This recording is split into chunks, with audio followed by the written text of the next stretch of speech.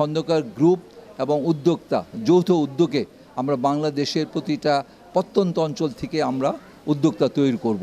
আসসালামু আলাইকুম, শুভ সকাল। আজকে আমরা জানি যে 31 জুলাই এবং আমাদের 31 জুলাই আমাদের কাছে তাৎপর্য এই কারণে যে আমাদের উদ্যোক্তা যে সাপ্তাহিক পত্রিকা আজকে ৫ম বর্ষে পদার্পণ করলো।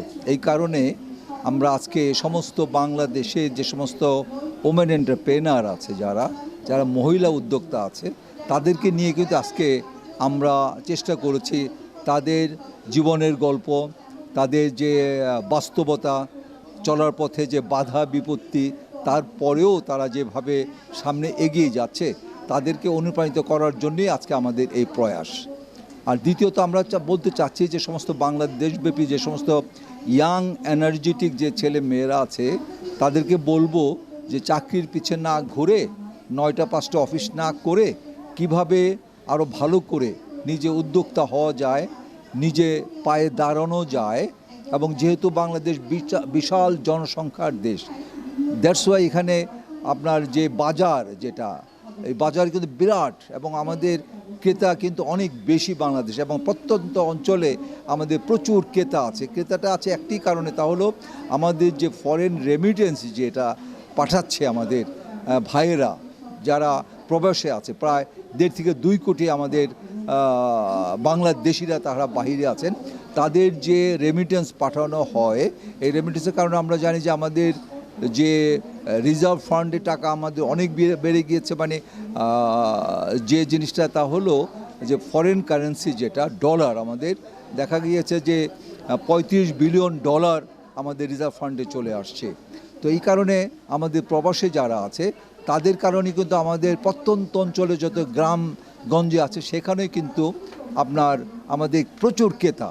সুতরাং এই ক্রেতাদের চাহিদা মেটাতে আমাদের মনে করি যে উদ্যোক্তা প্রয়োজন। এখানে উদ্যোক্তা কৃষি ক্ষেত্রে থেকে আরম্ভ করে প্রতিটা ক্ষেত্রে, লাইট ইঞ্জিনিয়ারিং বলেন এবং আপনার সেলসম্যান বলেন, আপনার ক্ষুদ্র এবং মাঝারি ব্যবসায়ী বলেন, দোকানদার বলেন, সব দিক দিয়ে কিন্তু ভালো এগিয়ে যাচ্ছে। এবং আমি অনেক সেই খাগড়াছড়ির একটা ভিতর গ্রামেও দেখেছি, ওখানে আপনার মার্কেট আছে, দ্যাট ইজ ওখানে আপনার সেই কাপড় থেকে আরম্ভ করে প্রত্যেকটা জিনিস পাওয়া যায়। তো এইভাবে যদি আমাদের প্রত্যেকটা ছেলে মেয়েরা তারা নিজেদের মেধাকে, নিজেদের শ্রমকে, পরিশ্রমকে চাকরির পিছে না ঘুরে তারা যদি উদ্যোক্তা তৈরি হয়, তাহলে আমি মনে করি বাংলাদেশ এগিয়ে যাবে। এবং বাংলাদেশ এগিয়ে যাবে আরেকটি সেক্টর, তা হলো লাইট ইঞ্জিনিয়ারিং।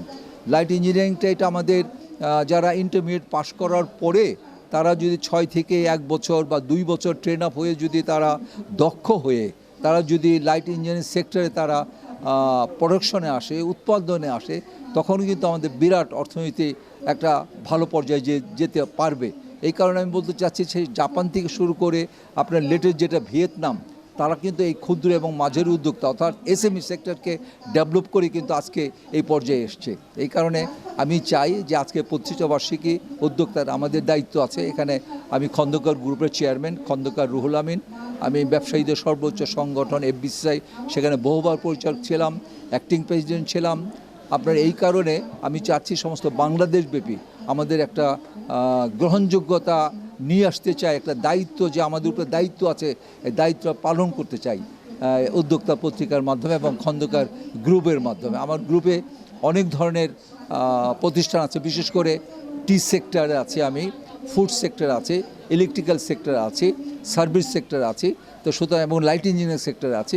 এই কারণে আমি মনে করি এই খন্দকার গ্রুপ এবং উদ্যোক্তা যৌথ উদ্যোগে আমরা বাংলাদেশের প্রতিটা প্রত্যন্ত অঞ্চল থেকে আমরা উদ্যোক্তা তৈরি করব। এবং বিশেষ করে ওমেন এন্টারপ্রেনার যারা আছে, মহিলাদের উদ্যোক্তাদের আমি সাধুবাদ জানাবো এবং তাদেরকে এন্টারপ্রেনার যারা আছে তাদেরকে বিভিন্নভাবে সাপোর্ট দিয়ে, লজিস্টিক সাপোর্ট দিয়ে তাদেরকে আমরা একটা পর্যায়ে নিয়ে যাব। এই কারণে আজকে আপনার বিভিন্ন তফসিলি ব্যাংকের যারা এমডি চেয়ারম্যান তারা আসবেন এবং যারা স্টেক হোল্ডার তারা আসবেন এবং যারা সরকারি পর্যায়ে যারা নীতি নির্ধারণ করেন তারাও আসবেন। সবাইকে আমরা ইনভাইট করেছি এবং তারা 1 to 1 বসতে পারবে, প্রশ্ন করতে পারবে, জানতে পারবে, শিখতে পারবে এবং ইনস্ট্যান্ট যেন তাদেরকে সহযোগিতা করা যায়, এই ধরনের একটা প্রতিশ্রুতি আজকে আমরা নিব। বিধায় আজকে আসুন আমরা উদ্যোক্তা এবং খন্দকার গ্রুপ এই দুইটি যে পাতা একটি কুড়ি, তো সেখানে আমরা সেইভাবে এগোতে চাই। যে সমস্ত কর্মকর্তা ভাইরা আছেন, আপনাদের প্রতি শ্রদ্ধা। আমরা চাবো যে বিশেষ করে আমাদের এই পুরন শহরে যারা আছে তাদের কাছে এই বার্তাটা পৌঁছে দিবেন। সবাইকে ধন্যবাদ। আসসালামু আলাইকুম রহমতুল্লাহি ওয়া বারাকাতুহু।